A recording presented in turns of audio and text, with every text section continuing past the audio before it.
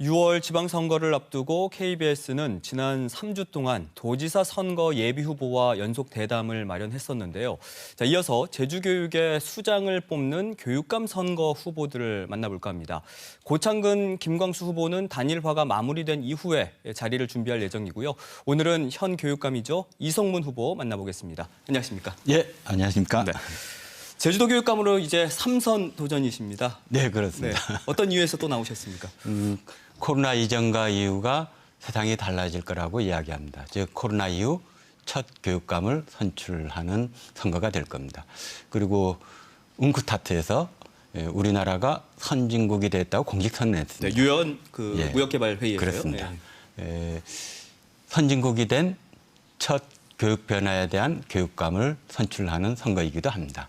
이 새로운 패러다임 전환 속에 미래로 갈 그 걸음걸음에 저는 지난 8년 동안 많은 준비를 해왔고 많은 성과도 이뤘습니다. 그 새로운 첫걸음을 도민과 함께 시작하려고 합니다. 네. 지난 8년에 제주 교육의 수장을 맡으셨는데 평가는 또 엇갈리고 있거든요. 스스로 지난 8년에 대해서 좀 점수를 매기신다면요. 뭐 도민들이 각자 마음속에 평가를 하긴 할 겁니다만은 가장 크게 몇 가지 불가능하다라는 것들이 있었습니다.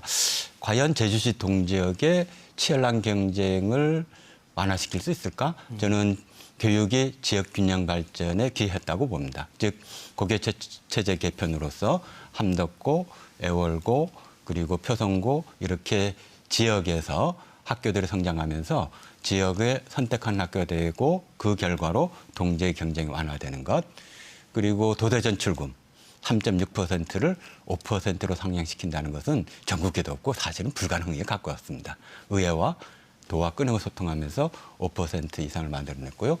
그리고 과거에는 3월 1일 개학 이후에 아주 바빴습니다, 선생님들이.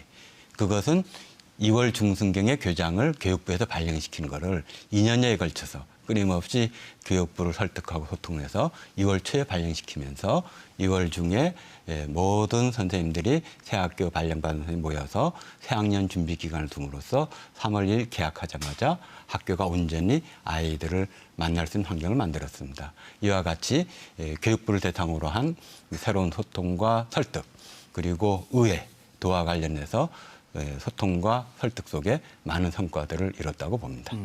현재 제주 교육 어쨌든 많은 현안들을 안고 있는데 현재 제주 교육의 어떤 그 현실 또 문제를 진단해 보신다면요. 코로나가 지난 2년 동안에 우리 삶을 많이 힘들게 했지만 도민들이 함께해 주셔서 극복했는데요. 자기 주도 학습 능력이 있는 그룹들은 괜찮고 또 기초학력 미달 부분도 집중적으로 돼서 많이 나아졌는데 이 중간 그룹에 대한 좀 더 개별적 지도들이 약하고 그리고 코로나 시국을 거치면서 나타나는 많은 정서적 불안 이런 부분과 관련된 지원이 질적으로 좀 높일 필요가 있고요. 특히 초등학교 1학년 들어가기 전에 가장 중요한 과정이었던 유치원 원아들에 대한 정서 지원들이 더 필요하다고 보고 있고 그에 대한 준비를 하고 있습니다. 좀 전에 고교체제 개편에 대해서 잠깐 언급해 주셨는데 이게 역점 정책 중에 하나였지 않습니까? 그렇습니다. 근데 일각에서는 고교체제 개편에 따른 성과가 뭐가 있었냐 이렇게 비판도 하시더라고요. 예, 그 비판에 무엇에 근거를 하는지 모르겠지만 과거 같으면 제주시 동지역 8개의 평균 학교가 거의 모든 진학을 독점하다시피 했었는데 이제는 애월고에서도 충분히 진학을 하고 있고요. 한림고도 충분히 진학을 하고 있고 대학 대정여고 그리고 심지어는 표성고 그리고 무엇보다도 큰 변화는 서귀포 동지역의 성장입니다. 즉 올해 연합이 폐지된 첫 해인데 네. 대학 합격을 보면 서귀포 동지역이 그 어느 때보다 좋습니다. 이것은 과거에는 산남북 교육 격차를 늘 문제가 되었었는데 이제는 분명히 이야기할 수 있습니다. 한남북 교육 격차 없습니다. 그게 고교체제 개편의 성과이고 과거에는 상상할 수 없었던 일입니다. 네. 그러니까 고교체제 개편의 뭐 완성은 아니지만 구분 능선은 넘었다라고 보시는 예, 거죠. 그렇습니다. 근데 고입 연합고사 폐지로 입학 문턱이 낮아지면서 제주시 동지역 평준화고 같은 경우에는 오히려 더 비례해졌다라는 얘기도 있어요. 오히려 도심 집중이 결과이겠죠. 예를 들면 사마지구가 새롭게 개발되면서 오름중학교가 생기고요. 그 사이에 노영중학교가 생겼고 탐나중학교가 생겼고 이렇게 학교들이 생기면서 그게 고등학교로 이렇게 올라가기 때문에 오히려 팽창이 됐기보다는 그런 것들을 적절하게 조절을 하면서 새로운 희망을 만들었다고 봅니다.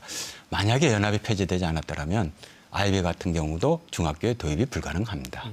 즉 그때 당시엔 저는 연합이 폐지되지 않으면 제주교육은 단 한 걸음도 미래로 나아갈 수 없다 이렇게 이야기했고 연합이 폐지됨으로써 아이비가 도입되면서 중학교에 실현할 수 있도록 되었습니다. 근데 이런 문제들이 맞물려서 어쨌든 제주시 동지역 그 일반 계고 신설이 추진되는 거 아닙니까? 네, 그렇습니다. 제주시 동지역의 중학교의 학생 수나 전체로 보게 되면 사실은 이전에 고등학교가 한 3개쯤은 더 신설이 되어야 됩니다.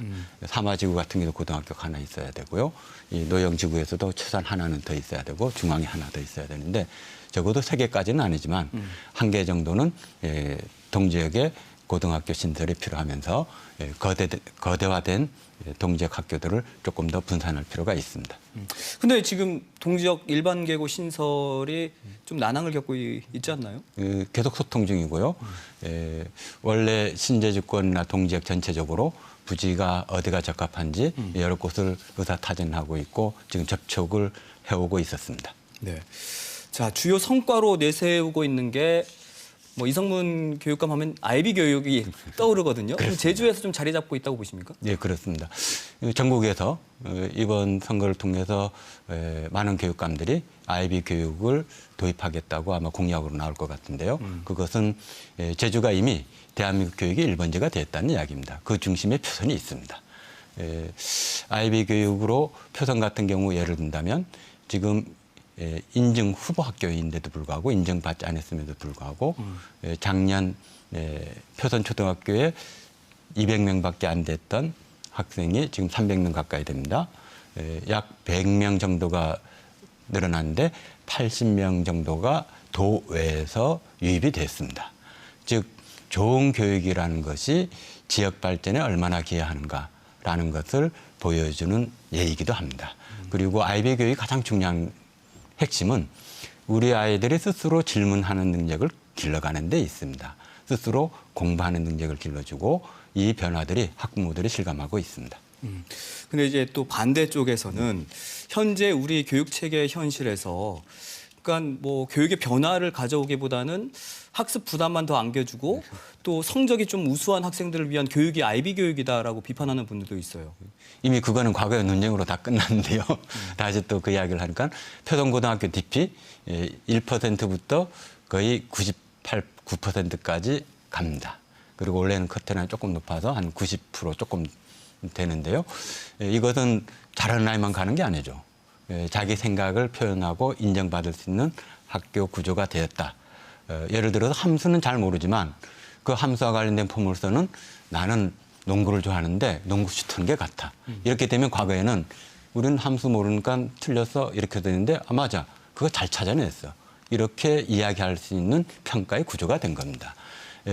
아이비와 관련해서는 대입하고도 학생부 종합전형에서도 이미 진학 충분히 여유들이 있기 때문에 진학과 관련돼서 큰 무리가 없다고 보고 있고 특히 초등학교에 한 6개월 정도밖에 진행이 안 됐는데 작년에 그 결과들은 학부모들이 알고 있고 그리고 그 와서 봤던 많은 분들이 6개월 사이도 이렇게 크게 변합니까? 라는 이야기 할 수 있었습니다. 아이들이 실질적으로 자기가 주제를 정하고 그거를 탐구하고 그 용어 하나하나를 찾아낸 게 대학생 수준이 못지않아서 저도 놀랐었습니다.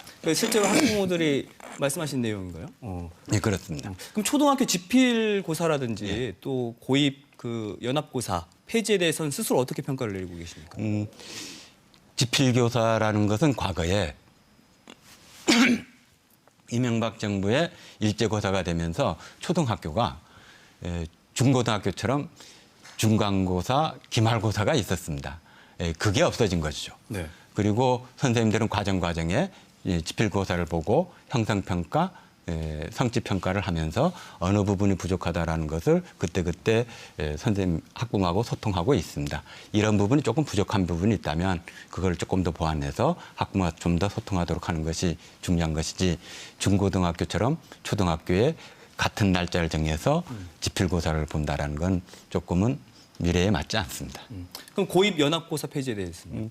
이미 그것은 아까 아이비 도입 가능한 것도 연합이 폐지됐기 때문에 가능한 거고요. 원래 연합이 폐지된 첫 해입니다.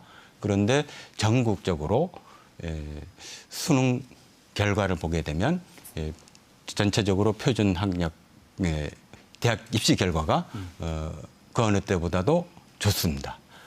표준 학력 작년에 수능 결과가 원래 발표된 것은 연합고사 폐지 전이지만 원래 대입 결과로 봤을 때 그 어느 때보다도 대입 결과가 좋다, 부족하지 않다라고 이야기함으로써 그 여러 가지 논란들은 정리되지 않겠는가 이렇게 봅니다.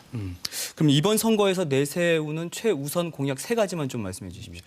우선적으로 코로나 이후에 대한 일상 회복에 중점을 두겠고 그에 따라서 미래교육 비전에 대한 용역 결과가 나와 있으니 그 결과에 따라서 차근차근 진행을 하겠습니다. 그렇게 준비되어 있습니다. 네. 그다음에는 21세기에는 점차 인공지능과 함께 개별 학습으로 진행이 돼야 됩니다. 그렇다면 학교의 밀도와 학급의 밀도를 낮춰야 됩니다. 그래서 초등학교부터 단계적으로 20명씩 낮춰가겠고요.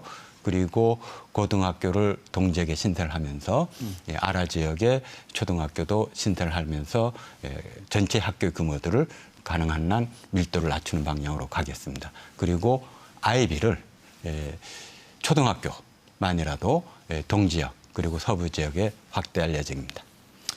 교육감 이제 3선에 성공하실 경우 어쨌든 임기 제한 때문에 마지막 임기가 되실 텐데 네. 그럼 지금 진행하고 있는 정책이나 사업 중에서 이것만큼은 꼭 마무리하고 싶다라는 것 있다면 말씀해 주세요. 저는 대한민국 교육의 가장 큰 문제를 평가의 문제로 봅니다.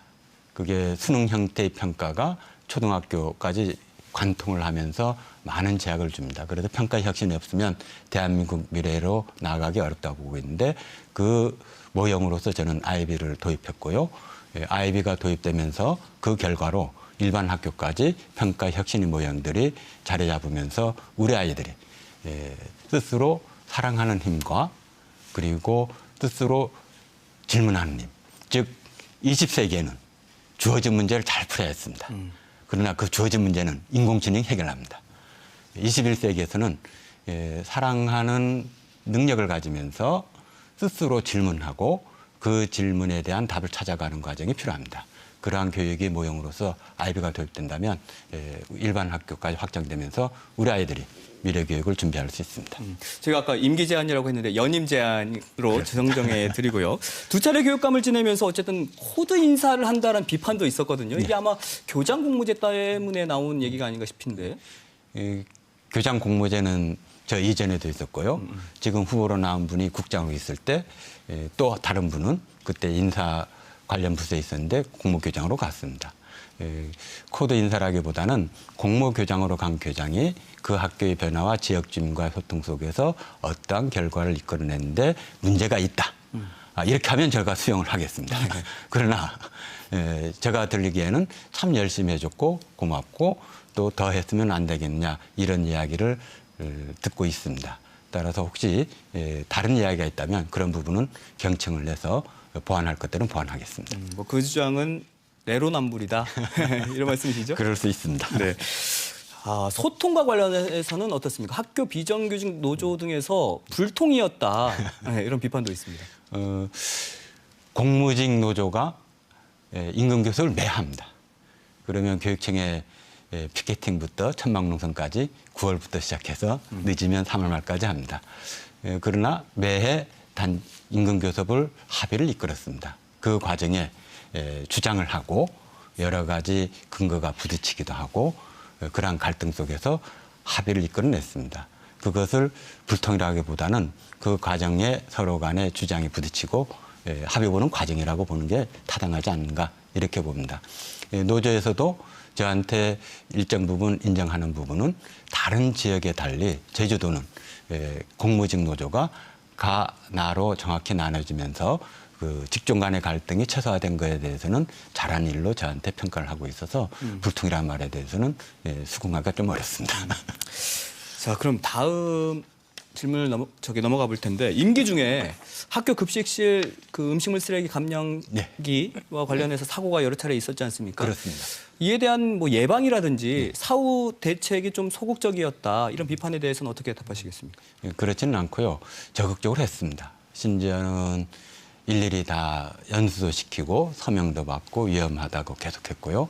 그런데 무의식적으로 주의해서 사고가 안 나는 것은 안전하지 않다. 무의식적인 경우에 사고 난다면 그건 분명히 문제가 있다. 이렇게 했고요. 구조적인 문제도 있습니다. 구조적인 문제라는 것은 조례가 부칙에 이거를 강제하게 만들어 놨습니다. 이런 조례는 없습니다. 그래서 도하고 협의도 했어야 됐고요. 의회하고도 협의도 했어야 되는데 그거에 대한 보완이 필요하다고 보고 있고요. 그러한 가운데 음식물 쓰레기와 관련해서 새롭게 위험한 것들은 교체를 시키고 있고 다시 공무직 그 노동자들과 함께 안전과 관련돼서 끊임없이 협의하고 진행하고 있습니다. 네. 자, 앞으로 고창근 김광수 후보 중 단일화가 된 후보와 이제 2파전 경쟁이 될 텐데 본선에서 어떤 강점을 좀 부각시키겠습니까? 우선 저는 평교다 출신입니다. 저는 이제까지 제주도에 있는 모든 재학생, 어린이 학생을 우리 반 아이라고 봤고 정책을 결정할 때 우선적으로 아이를 보고 결정을 합니다. 이렇게 결정을 못했더라면 새학년 준비기간 못 만들었습니다. 이렇게 절박하게 움직이지 않았더라면 아이비 도입 못했습니다. 왜? 우리 아이들은 문제풀이로 중학교 때부터 그렇게 가야 되는가? 그리고 동적 경쟁을 완화시키기 위해서 우리 아이들이 읍면지역에서 충분히 성장할 수 있는 시스템을 갖춰줘야 되지 않는가? 그리고 재능을 갖고 있다면 우리가 애월 미술과 만들 때도 의회에서 예산도 저민에 삭감도 되어 있었고요. 네. 이런 많은 갈등 과정을 거치면서 이겨낼 수 있는 힘은 우리 아이들에 대한 애정 그리고 우리 아이들에 대한 미래 이것을 평교사의 담임교사의 마음으로 이제까지 지내왔기 때문에 가능하지 않았나 이렇게 봅니다. 네, 시간이 다 됐습니다. 네. 오늘 말씀 여기까지 나누겠습니다. 고맙습니다. 예, 고맙습니다. 네.